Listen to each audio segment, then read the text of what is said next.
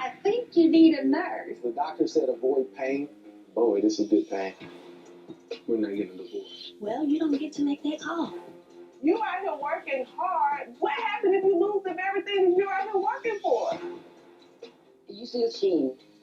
No. I just know your ass is. I know that I have been a good wife to him. I am removing myself from Holt and Holt.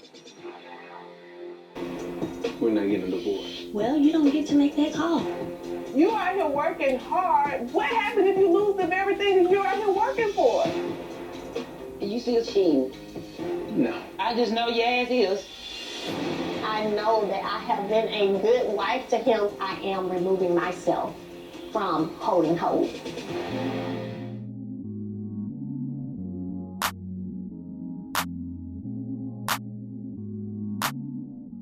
Monster's there, and Maurice and Kimmy is kind of like, you know, I don't know, sometimes when you're married, you just start getting into it over little stuff, like, you know, well, what you gonna eat? Well, what he gonna eat? Well, my son need to eat too, you know, that type of stuff. which I think is kind of crazy. It's kind of like the whole, remember the Facebook thing where it's like, who meal you fix first? At this particular point, I can understand them asking about Monster. Because the boy is, what, 12 or something like that? Okay, what he gonna eat? You know what I'm saying?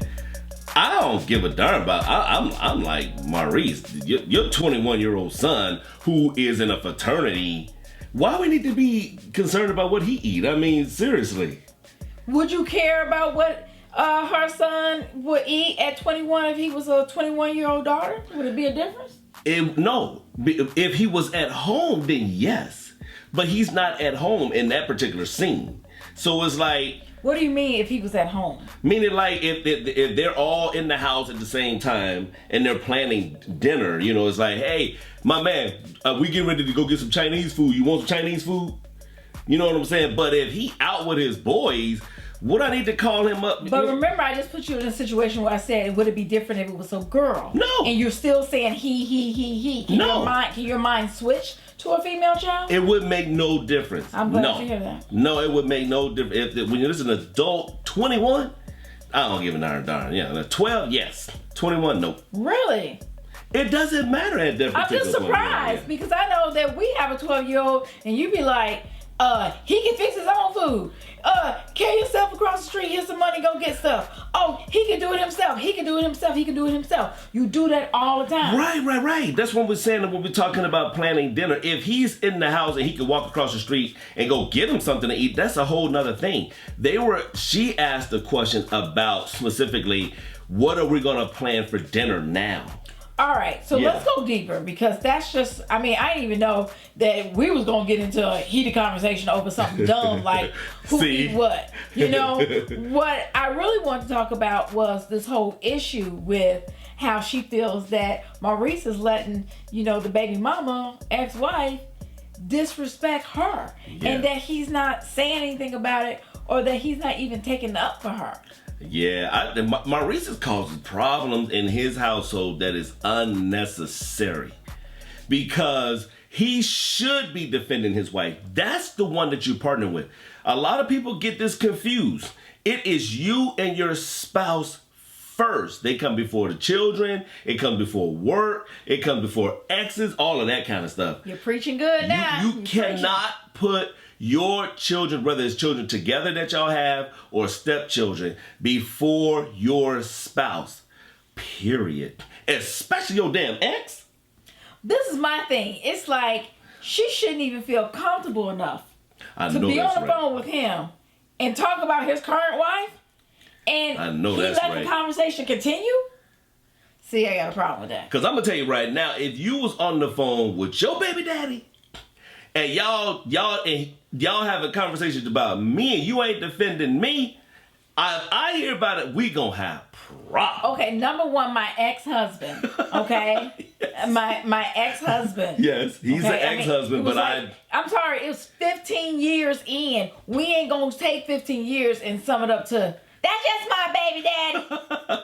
Well, I wish that I don't give a darn, but I'm just saying if y'all on the darn phone together. All I'm saying is one. Yeah. He wouldn't even feel comfortable enough to say anything negative about you. True. I mean, and that's where we really trying to get at. It's like, how does she even feel comfortable enough to even have this conversation? And then how do you keep the conversation going? Because he ain't checking her. You need to either check her or hang up, and the next time y'all talk, check her. That's real talk. He ain't, and he's not defending his wife, and she's crying. Kimmy is crying, saying, I do not feel like you are defending me. She's saying that you put your son before me, you put your ex before me, I don't have no voice, you making decisions. I'm telling you, that dude is causing unnecessary problems in the relationship. And here's the reason why. I think a lot of parents, when our children are small, we forget that those kids are going to grow up and they're going to be some grown-ass kids. They're going to grow up and grow out. They grow up, and I love that. They grow up and grow out. That's why the Bible says that when a man and a woman, they come together. You leave the household and you become one with your spouse, not one with your children. Your children come through you, not to you forever. They come through you so they can grow up and be their own individual. And then it's just the two of you. It's you and your woman left. It's you and your man left in the house. You know what I'm saying? And that's why a lot of people, when their marriages get all boring and stale once the kids become teenagers and they move on. Because now they're like, well, what do we do now? You'd have built the whole marriage around the children and y'all forgot about each other. They be like, we know. We get a divorce. Okay, and then the kids don't understand, and then they duplicate the same foolishness. Now, you know, one thing I found interesting about Kimmy, and I see it, you know, in the episodes when she cried, that she has mastered the one tear. You know, she always had that one eye that just kind of leaks out that water. It's an apology that I don't believe that you may receive. Maurice. Which makes me think about the actress Viola Davis, where like every time she cries, it's like it's coming out the nose. You know, it's just that nostril that just like, you know, the snot started coming. That's not snot, that's a teardrop coming out her nose. Anyway, so Kimmy got the eye. Yep. Viola has the nose. You know what I should do? What? Maybe I should start slobbing. See, so then yeah, it'd be like eye, nose, mouth. So when I'm acting or whatever, then I just start slobbing up the mouth. No, you might not want to slob because that's gonna make you look like you're tired. That's okay. The eyes, nose, and mouth. So then we can have a little whole thing. And then all three of y'all in the scene together. Yeah, the little drool come out.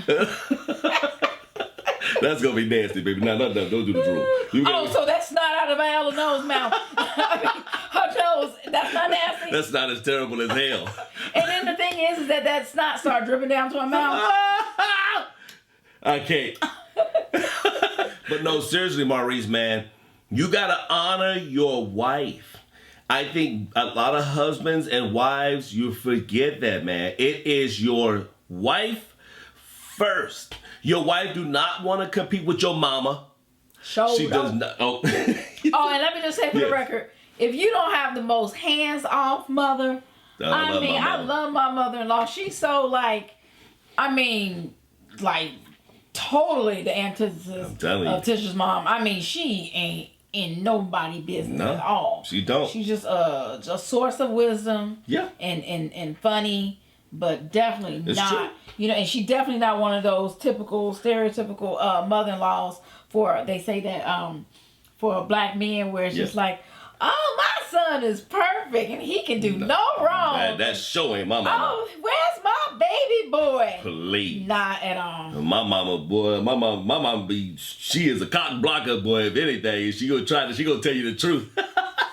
If she about me. She ain't gonna say nothing bad about you, but boy, I'm telling you, if it was something bad about me, she was gonna tell it in the beginning. Cause she gonna look out, cause my mama she gonna keep it real. Yeah. Anyways, fellas, honor your wife, take care of her, and put her first. Otherwise, you're gonna cause all kind of hell in the relationship. And ladies gotta do the same thing. All right, well, speaking of honoring your wife and the women doing the same thing, let's talk about your boy Martell. Oh, come on, man. So was really interesting. We just go to the end of the episode where we have a meeting with the comeback group. We have, you know, all three couples present.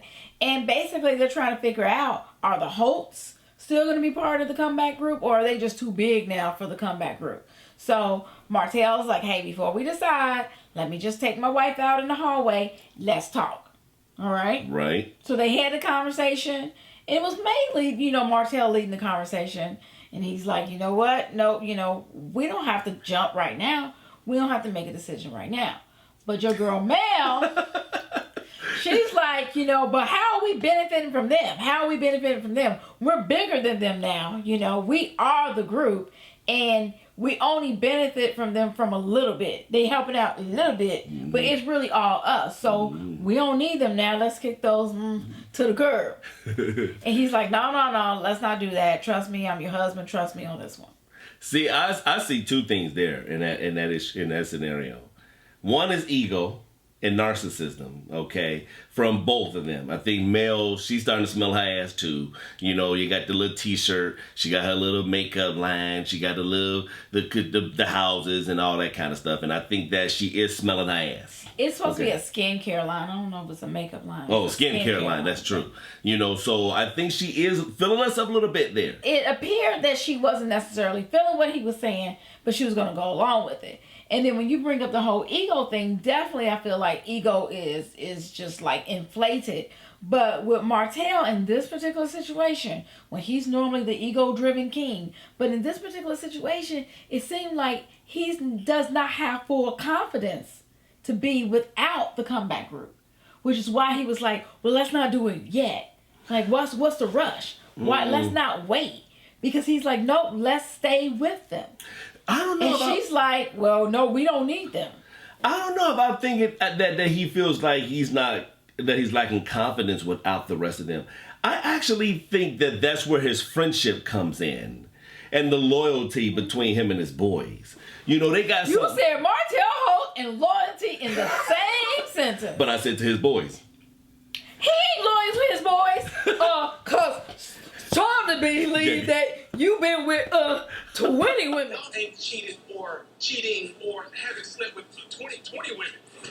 If he didn't just, come on now, let's not forget, it's from week to week. Well, I mean, he sold Marceau out, whether it's true or not. He threw that boy underneath the table, like underneath the floor. The floor was underneath like the foundation of the house. Because he wanted him to be down there with him. That's how low he threw him. Yeah. So don't give me that this boy has a track record of being loyal to his friends.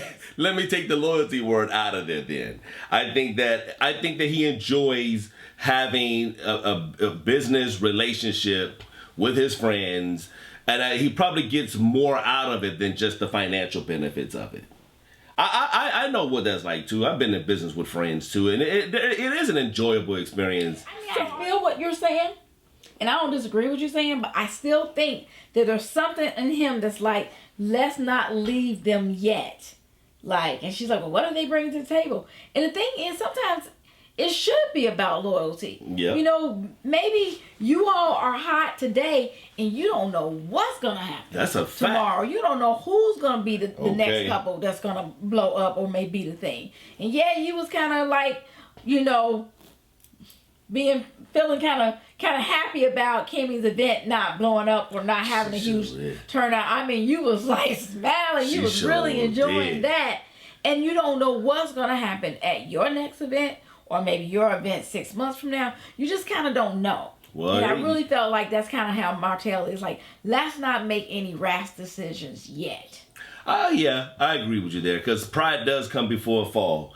And Melody, she can't even keep her hair right because she got so much damn pride. She gonna need to do something about it. I ain't feeling that. And it was kind of wrong how Martell, when she came in with the new hairstyle, he like, that's gonna have to grow on me. And she came in and she was like, I was doing something with my hair, getting my hair done or whatever. And he was like, he asked her like, what's going on with your hair? And then she was like, kind of like, do you like it? And he was like, it's gonna have to grow on me. Oh, wow. Martell actually got a thing for dark hair. Mm-hmm. Yeah. Yeah, Yeah, like, he got a thing for darker hair. I mean, because the side chick, she be switching up her hair too, but it's always dark. So if you want to see the pictures of the side chick, the alleged side chick, where everybody it's like unanimous that everybody have the same pictures of the same chick. Well, we got a couple of different pictures, but it's still the same chick. So we, look on our channel. We have that video with pictures of her, and she got dark hair. Yeah, that's true. Like black hair, like she black. She chocolate with chocolate hair. See, but wasn't nobody feeling her hair. I mean, the rest of the group wasn't feeling it. The girls was clowning on it. That was funny as heck. And the thing is that Melody is pretty, but just because you pretty don't mean that you can rock every hairstyle. That's true. And I actually prefer Melody with that. With shorter hair. Mm-hmm. That real long one, it's just gonna take a minute to grow on me too. But I think it's gonna be changed by the next episode because I think that somebody gonna tell her. Probably her mama, because her mom is just so wonderful, and she's so wise, and she probably was like, Melody, let's not go there. When they got into the back into the meeting, and now my man is like. No, I ain't gonna call him my man because I'm just saying. But there go your boy. Yeah, but dog, you know what I'm saying. But Martell is like, listen, all right, I want to sell. I was whole confused by that whole thing there because, What? Martell said, let's sell a part of the comeback. That's not what he said. What was he saying? He said, I want to. He came back in, and everybody's like, and he's like, I want to stay. In the group. Well, they so damn country. It sounded like he was saying sale. No, baby. Yeah. He said this is crucial. Okay, this is a crucial part of it. Okay, he did. So he decided that he said we are staying a part of the comeback group, and all the other couples are like, yay! And then Melody was like, excuse me, let me explain something, all right? And so she kind of broke it down, and she's like. We're doing this separately, all right?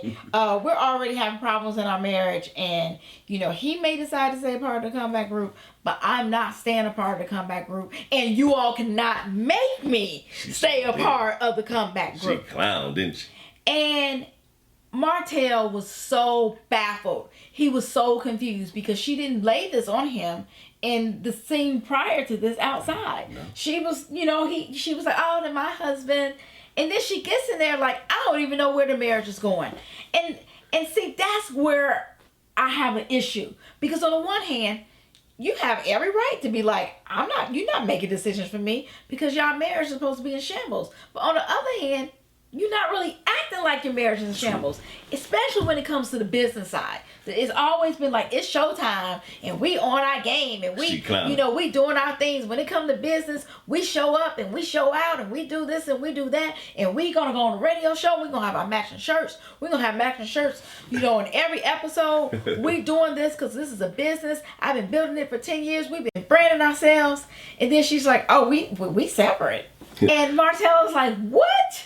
And maybe it was her way of getting back at him. That's what I'm thinking. I mean, he totally deserves it, but it also threw me. I was confused too. See, you know what? I was confused at first too, but I piggybacking off what you're saying. I think this was her way of getting back at him. This is something that he wants. She can feel that he still wants to be a part of the group. But now it's like, no. You've been disloyal to me. I'm going to show disloyalty. And that happens. As soon as the relationship going good, I'm telling you, fellas, they'll have your back. But as soon as you stab her in the back, even if they stay in a relationship with you, they're going to figure out a way to get you back. She going to get you back. And I think that was her chance to get him back to show some disloyalty. I don't like Martell, and when it comes to Melody and Martell, I'll be Team Melody all day long before Team Martell. But in this situation, I'm not really feeling it. I'm not really for the petty stuff because that stuff brings bad karma back to you. Like, if you're trying to, like, oh, let me hurt him or whatever, it's hard. You sending mixed signals. It's like, you know, you come into the room, you kissing on him or whatever. Yep. You know, you doing this and everything. You trying to be True. affectionate with him. True. And I don't know if you all noticed that, but when she came in and embraced him and kissed him, look at where his arms is. He didn't even touch her. He did not even wrap his arms around her. Like, I just do not. She gives him affection. She does all this stuff, really giving him signals, mixed signals, like, okay, she must be cool. Like, he was even saying earlier in the episode, why won't she just get over it? Because he's really thinking that, oh, things are okay. I can do this. I've done this to her before, over and over again, Right. and she's just going to put up with it. Right. And that is what she's showing, that she's going to put up with it. So I'm sure he was just completely just taking it back. He's missing his side chick. He's missing his side. That's why he's treating her like that. He ain't showing her no love and affection because he's missing his side chick. Wow. This is his way to punish her. You making me give up my side chick. What? That's his way to punish her. That's why he ain't showing her no love and affection. I don't know that. I don't know. Like I said, it's hard because I understand why. She had every right to be like, we're not together. But if you think about last episode when she was talking to the therapist and Martell was talking about like, oh, I've been jealous because you've been doing this, you've been doing that. And she was like, but we're one. We're one. There's nothing separating us. She know damn well they ain't one, babe. But that's what she said last episode, and then she started crying, and I'm like, oh. And then this episode, she's like, oh, I'm doing me, boo. Bye. Because she's bitter right now. She is bitter. Some of y'all just gonna make up excuses for her regardless of what. No. She didn't walk in the room bitter. She's like, I got my new hair child, girl. Well, girl, you just gonna have to get your hair sometimes and just be a new person. All right, I agree with that. I mean, Okay. you know, you walking around like you enjoying life, you know, and you know, making fun of other people like, oh, this is all the people that came up to your event. You know, going up to your husband, giving him the indication that y'all. But what is it then, babe? What are you thinking of then? If it can't just be just mixed signals just for the hell of it. Is it the hormones from the pregnancy where 1 minute she feeling all lovey-dovey, like I want to say in my marriage, and the next minute when the hormones ain't raging, she pissed off at him? No, it's about what Melody wants. At that time? Yes, so in this particular situation, she don't want to be part of the comeback group. I should say so, what Melody wants. So she doesn't want to be a part I of hate when you say that shit I know. like that. She doesn't want to be about the comeback group. So since she doesn't want to be a part of the comeback group, she's going to renege and go against the marriage or the business partnership. But when they have a public event and she want to show up at the public event and she want to put this united front, then it's like, all right, you know, get in shape, get on board. But she has not given anybody any reasons as to why she doesn't want to be a part of the comeback group. She has. She gave Martell reasons when they was outside. She was like, how is it benefiting me now? I'm big shot. We big shot. How is being with them benefiting us now? We have no more use. I mean, she basically Beyonce. And she's like, I have no use for the others. And even Beyonce was like, let me bring these girls back for the Super Bowl. Let me share these experiences with them in there just because she went lead. But she just like, we have no use. How are we benefiting? Oh, that's cold, man. So Melody, this is more proof You than know this. good and well, I'm sorry, you know good and well that if they was Destiny's Child, she would be the Beyonce of the group. She would. And who would be the Michelle? The crazy ass with the lisp, basically. Exactly. This don't have nothing to do with skin color. Right. She would be the Michelle. Yes. Period. So Melody, you're right. This goes back to one of our very first episodes about them. She and Martell are exactly alike. They are two peas in a pod. They are the same.